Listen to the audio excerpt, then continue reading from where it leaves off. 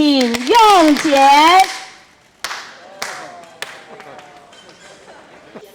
台南市会第二场郭信良国党派议员代表甲历届议员及政会理干事的见证，历届正副议长优惠展览甲县市合并10周年回顾展览留在登场。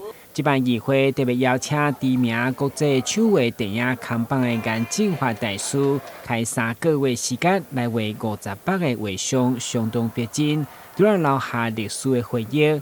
嘛是郭宝基大师珍贵的文化艺术价值。竞赛仪式当中，副市长柯玉德嘛代表市长来致意，见证可贵的历史甲艺术价值。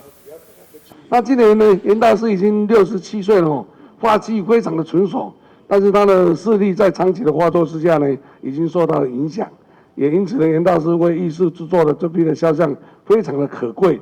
不仅富有文化艺术的价值，更为所有市民乡亲留下永远的回忆哦。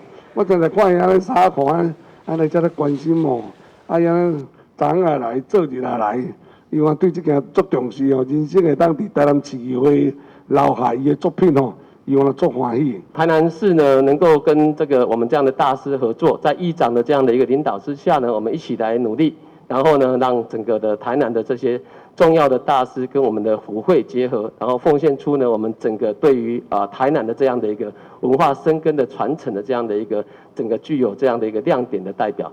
会中议长郭信良看到家己的画像，感触真深，嘛感谢颜正华赶工做画辛劳。我感觉这个够辛苦啊！加做引导呢？因为咱历尽沧桑哦，原来少年人这阵来到议会20外冬哦，就看到哦。感触良多了，非常感谢大师留下的这个作品呢，是永远没有办法磨灭的了。没有，他是我要利用那空余时间，那5个月利用空余时间呢。5师傅5个月。没有，最后这个月赶3师傅了。哦，真的很厉害。他就是早上2点多就起来画了。早上2点多就起来画了。2点多就起来画了啦。该优惠展甲县市合并10周年的回顾展览，对12月23号开幕，将展到1月3号。邀请所有民众参观的同时，嘛做伙来看精彩灯会甲圣诞布置。台南新闻顾文吉何乔邦采访报道。